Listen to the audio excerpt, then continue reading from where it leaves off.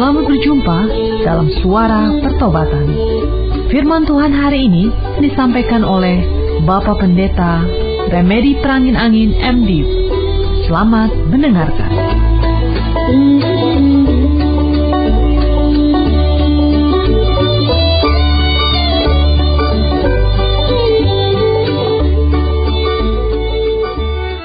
Tuhan Yesus, kami bersyukur pada hari ini dipersatukan kembali lewat udara dalam persekutuan Suara Pertobatan. Kehadiran-Mu dalam Roh-Mu yang kudus membuat si iblis tidak berdaya sama sekali mengganggu konsentrasi kami. Hari ini secara khusus ada sebagian dari kami yang rindu mengenal Engkau lebih baik lagi. Siapakah Engkau sebenarnya, Tuhan Yesus? Berbicaralah Tuhan, kami sudah siap mendengarkan dan diberkati oleh firman-Mu. Terpujilah nama-Mu dari kekal sampai kekal. Haleluya, haleluya, amin.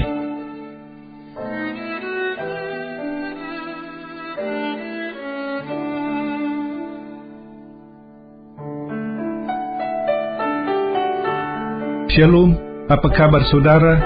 Saya harap saudara ada dalam keadaan sehat, dimanapun sedang berada pada saat ini, di rumah, dalam perjalanan, di tempat kerja, di rumah sakit, atau sedang melakukan kegiatan tertentu.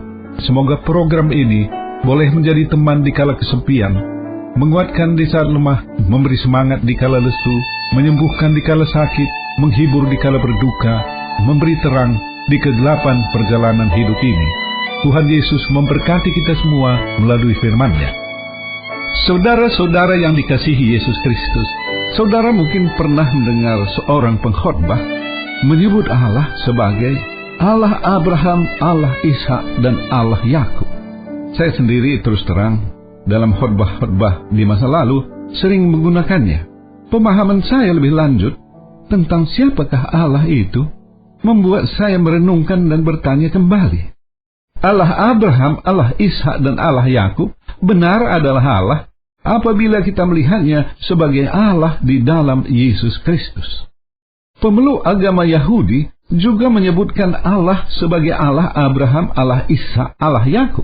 Tetapi mereka tidak mempercayai Yesus Kristus sebagai Tuhan. Apakah sama Allah dalam kedua versi itu? Tentu saja tidak. Allah di luar Yesus Kristus bukanlah Allah umat Kristiani. Siapakah sebenarnya Allah itu? Apakah manusia di bumi ini pernah melihat Allah?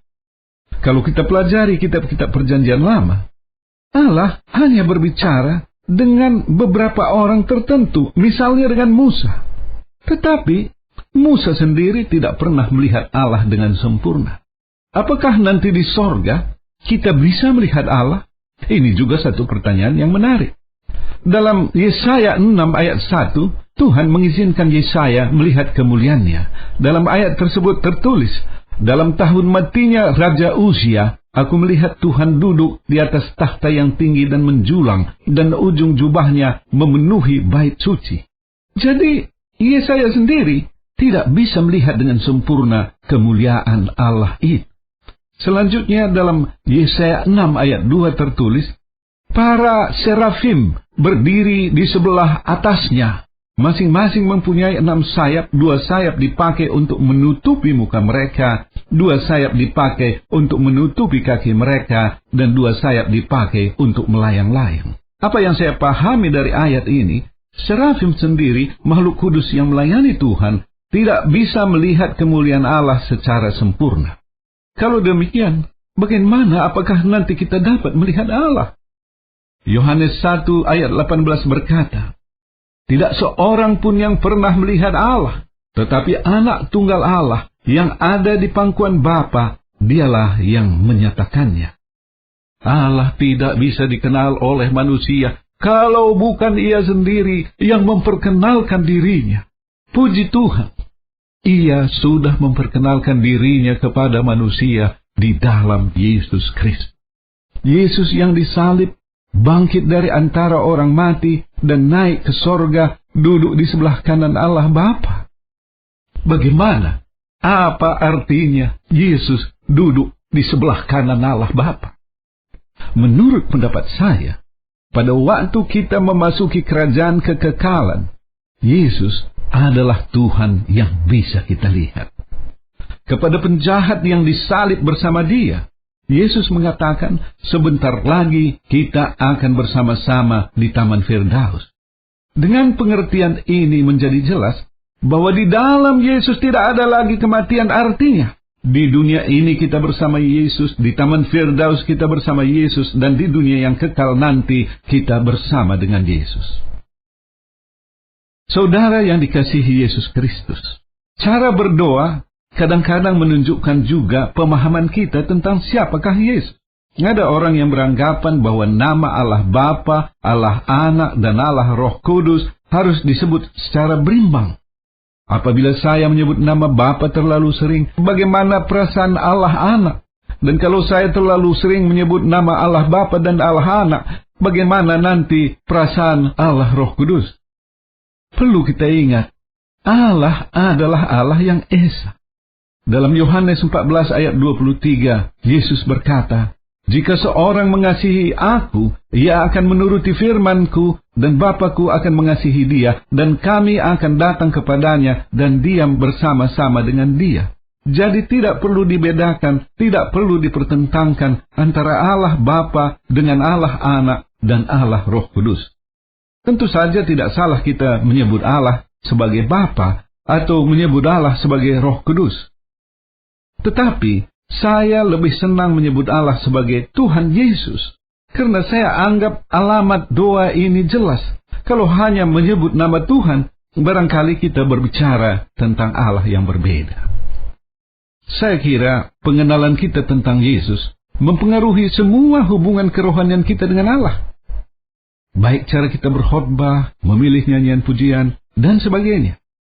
Semakin kita mengenal Yesus, maka pemberitaan firman Tuhan yang kita sampaikan akan berpusat kepada Dia. Semua puji-pujian akan berpusat juga pada Dia. Barangkali ada kidung yang mungkin terasa indah, enak didengar, tetapi tanpa ada pemberitaan tentang Yesus di dalamnya, pujian itu tidak lebih dari kidung pujian yang dinyanyikan penyanyi-penyanyi populer.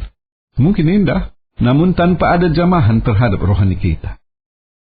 Apabila kita baca lagi buku-buku yang menjawab pertanyaan siapakah Yesus yang sebenarnya, ternyata sampai masa kini usaha-usaha merendahkan Yesus tidak pernah berhenti. Koran-koran ramai beberapa waktu yang lalu ketika muncul film yang berjudul Da Vinci Code, menghebohkan karena mengatakan Yesus menikah dengan Maria Magdalena. Hal seperti ini sudah dinubuatkan. Munculnya antikristus sudah dinubuatkan firman Tuhan, antara lain dalam 1 Yohanes 4 ayat 3 demikian. Dan setiap roh yang tidak mengaku Yesus tidak berasal dari Allah. Roh itu adalah roh antikristus, dan tentang dia telah kamu dengar bahwa ia akan datang, dan sekarang ini ia sudah ada di dalam dunia. Sejak tahun 1960-an, bermunculan buku-buku dan film-film yang mencoba menjelekkan pribadi Yesus. Sebuah buku terbit dalam tahun 1960-an yang kemudian difilmkan tahun 1970-an dengan judul Jesus Christ Superstar, film Amerika, karya Tim Rice dan Andrew Lloyd Webber, yang menjadikan Yudas Iskariot sebagai pahlawan dan Yesus digambarkan sebagai orang yang frustrasi dan mati dalam kegagalan. Perkembangan teologi liberal yang didorong paham rasionalisme beberapa abad yang lalu telah menghasilkan apa yang disebut Yesus sejarah, historical Jesus.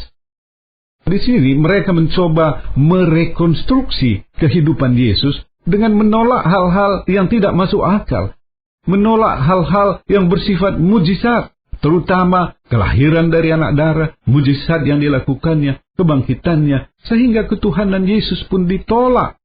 Yesus dipaksakan sekedar menjadi tokoh yang mengalami pergumulan sosial politik di Palestina di abad pertama.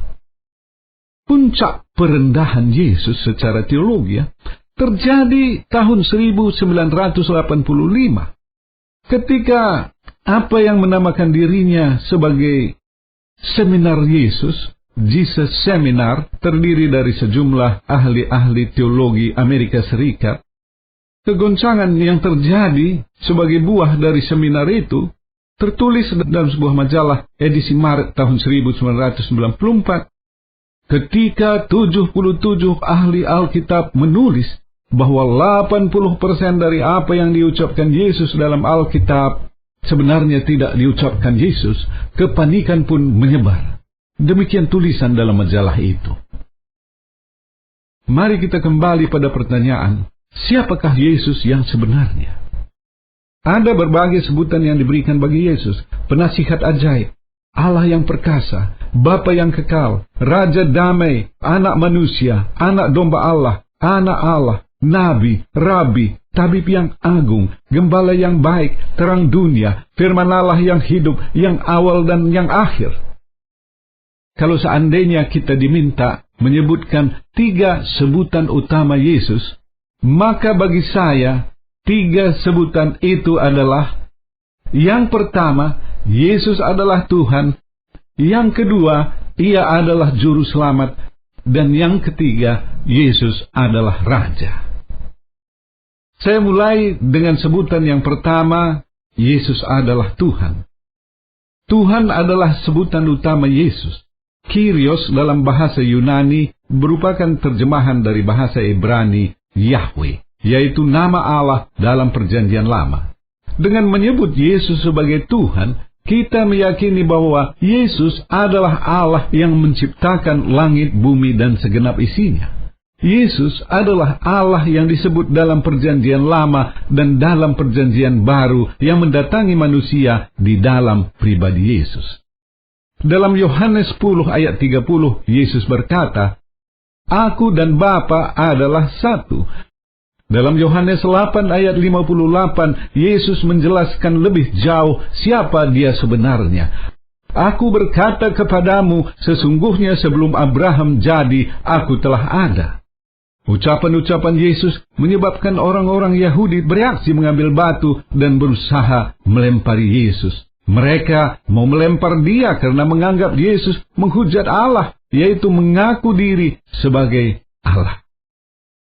Keilahian Yesus ditegaskan Injil Yohanes 1 ayat 1 yang mengatakan, "Firman itu adalah Allah." Dan dalam Yohanes 1 ayat 14 tertulis, "Firman itu telah menjadi manusia." Yesus adalah Allah dalam wujud manusia. Nubuat-nubuat tentang Kristus dalam Perjanjian Lama juga menyatakan keilahiannya. Antara lain dalam Yesaya 9 ayat 5 dan 6 tertulis, "Sebab seorang anak telah lahir untuk kita, seorang putra telah diberikan untuk kita, lambang pemerintahan ada di atas bahunya, dan namanya disebutkan orang penasihat ajaib, Allah yang perkasa, Bapa yang kekal, Raja damai. Besar kekuasaannya dan damai sejahtera tidak akan berkesudahan di atas tahta Daud dan di dalam kerajaannya, karena Ia mendasarkan dan mengokohkannya dengan keadilan dan kebenaran dari sekarang sampai selama-lamanya. Kecemburuan Tuhan semesta alam akan melakukan hal ini." Saya mencoba untuk mencatat berapa kali sebutan Tuhan Yesus disebutkan di dalam Alkitab, di dalam Perjanjian Baru. Tercatat 56 kali. Dan hanya 3 kali penyebutan Tuhan Yesus dicatat dalam kitab-kitab Injil, yaitu Markus 16 ayat 19, Lukas 24 ayat 3, dan Yohanes 4 ayat 1. Sebanyak 53 kali penyebutan Tuhan Yesus lainnya terdapat dalam kitab atau surat-surat lainnya. Apa artinya ini? Yesus yang rendah hati itu, walau Dia adalah Allah, tidak pernah menyebut dirinya sebagai Allah. Para pengikutnya lah yang dengan pemahaman yang disampaikan Roh Kudus menyebut Yesus sebagai Tuhan. Sesudah Yesus naik ke surga, baru pengikutnya menyembah Dia sebagai Tuhan. Saudara-saudara yang dikasihi Yesus Kristus, selanjutnya saya ingin mengutarakan pemahaman saya tentang sebutannya yang kedua, Yesus adalah Juru Selamat. Ketika Allah memberikan hukum Taurat kepada umat pilihannya, umat Israel, keadaan mereka bukan bertambah baik. Dalam perjalanannya, umat pilihan Allah justru sering mendukakan hati Allah. Manakala mereka dalam kesulitan, dalam pergumulan hidup yang besar, mereka berseru memanggil nama Tuhan. Tetapi, ketika Tuhan telah menolong mereka, mereka terbebas dari pergumulan dan permasalahan, mereka lupa akan Tuhan. Ketika mereka sudah menikmati susu dan madu di tanah perjanjian, mereka lupa Tuhan. Mereka berbakti kepada Allah-Allah lain, mendukakan hati Tuhan. Hal ini menunjukkan manusia dengan kekuatan sendiri tidak bisa lagi memperbaiki diri. Walau ada hukum, ada tuntunan hidup yang diberikan oleh Tuhan, manusia tidak mampu menaati. Itulah sebabnya Allah yang mengasihi umat manusia tetap berkarya melakukan penyelamatan. Dalam perjanjian lama, Allah mengutus nabi-nabi menyampaikan firman-Nya, namun tetap umat pilihannya tidak menuruti. Sebagai upaya terakhir, Allah sendiri datang menemui manusia sebagai manusia di dalam Yesus Kristus. Sejarah baru penyelamatan manusia sudah dimulai. Allah pencipta langit bumi dan segenap isinya, merendahkan diri serendah-rendahnya, dilahirkan sebagai manusia di kandang hewan di Bethlehem. Untuk apa ia dilahirkan? Supaya ia disalibkan. Ia adalah anak domba yang dikorbankan di kayu salib sebagai korban penghapusan dosa manusia. Kita bukan ditebus dengan uang, emas, atau perak, melainkan dengan harga yang sangat mahal, dengan darah yang tidak bercela, yaitu darah Allah sendiri yang mengalir dalam tubuh Yesus Kristus. Anak domba yang dikorbankan berarti dosa manusia yang percaya kepadanya dihapus melalui kematian Yesus. Hal ini sama dengan apa yang disebut sebagai korban penebus salah dalam perjanjian lama, khususnya dalam kitab Imamat 5 ayat 17 sampai dengan 19. Seperti kita ketahui, dalam Paskah pertama di Mesir, ketika bangsa Israel dilepaskan dari perbudakan, darah anak domba dilaburkan pada kiri kanan bagian atas kusen pintu rumah keluarga-keluarga umat Israel, sehingga tulah kematian melewati mereka. Darah Yesus yang tumpah di Golgota sama seperti itu. Petrus berkata dalam 1 Petrus 1 ayat 18 dan 19, sebab kamu tahu bahwa kamu telah ditebus dari cara hidupmu yang sia-sia, yang kamu warisi dari nenek moyangmu itu, bukan dengan barang yang fana, bukan pula dengan perak atau emas, melainkan dengan darah yang mahal, yaitu darah Kristus, yang sama seperti darah anak domba yang tak bernoda dan tak bercacat.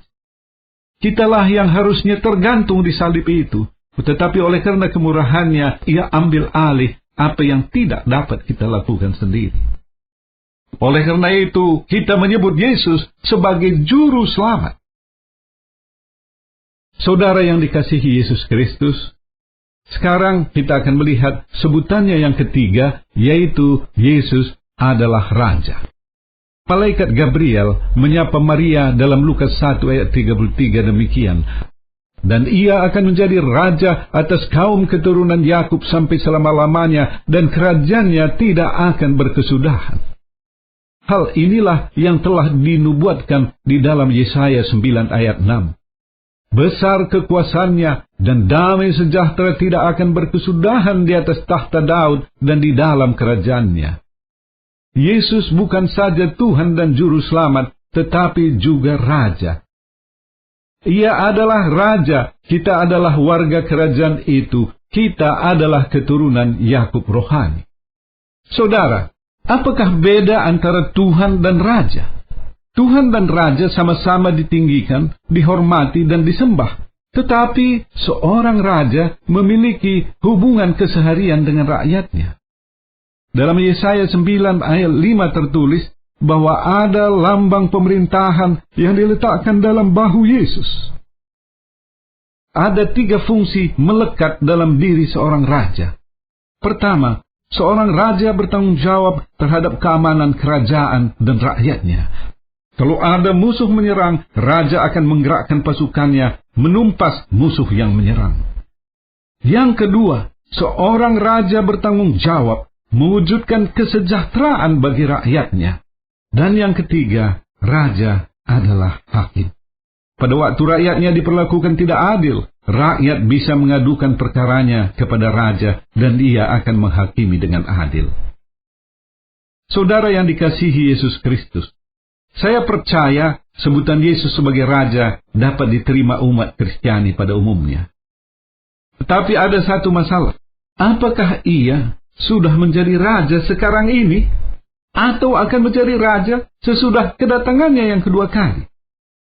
Ahli-ahli teologi berbeda pendapat. Hal ini tergantung pada kerajaan Allah itu. Apakah kerajaan Allah sudah ada sekarang atau masih menunggu kedatangan Yesus yang kedua kali?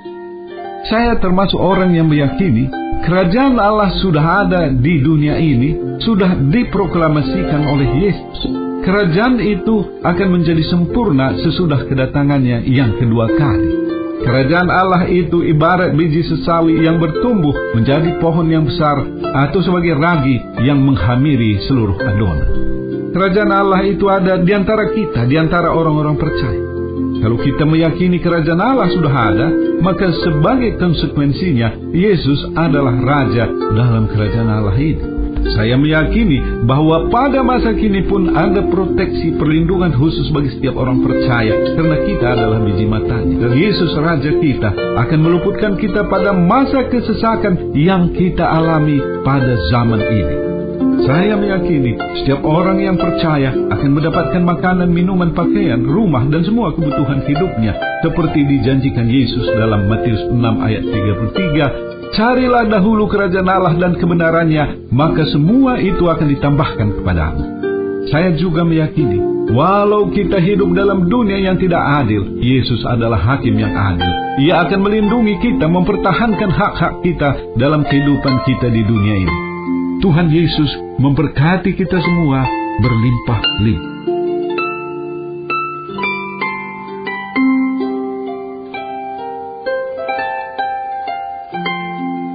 Bagi saudara yang disentuh oleh firman Tuhan, dijamah oleh Roh Kudus, sehingga menyadari dosa-dosa jalan tersesat selama ini, saudara sungguh-sungguh ingin bertobat, ikuti saya mengucapkan sebuah doa sederhana. Tuhan Yesus, firman-Mu, Roh-Mu yang kudus menjamah hatiku. Aku menyadari dosa-dosa jalan tersesat selama ini. Ampuni aku, pimpin hidupku dalam perjalanan hidup ke depan ini. Haleluya, haleluya, amin. Bagi saudara yang sakit, tumpangkan tangan di bagian tubuh yang sakit, atau pusatkan hati dan perhatian pada penyakit itu, apapun bentuk dan manifestasinya. Saya akan berdoa untuk saudara. Tuhan Yesus, seturut dengan firman-Mu, dalam pekabaran Injil ada kuasa dan mujizat, termasuk penyembuhan. Sembuhkanlah saudara-saudara yang sakit yang sedang mendengarkan siaran ini. Haleluya, haleluya, amin.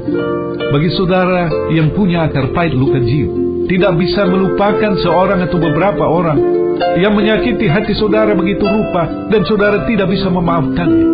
Saya rindu berdoa bagi saudara. Tuhan Yesus, lawat saudara-saudara yang punya luka jiwa. Mereka tidak bisa mencabutnya, kami tidak bisa mencabutnya, tetapi Yesus, Engkau bisa dalam kuat kuasa Roh Kudus. Cabutkanlah akar pahit itu. Haleluya, haleluya, amin. Akhirnya, hamba berdoa bagi semua pendengar siaran ini, dimanapun mereka berada. Berkati secara pribadi dan keluarga, berkati usaha pekerjaan, studi pelayanan, dan kegiatan mereka. Terpujilah nama-Mu dari kekal sampai kekal. Haleluya, haleluya, amin.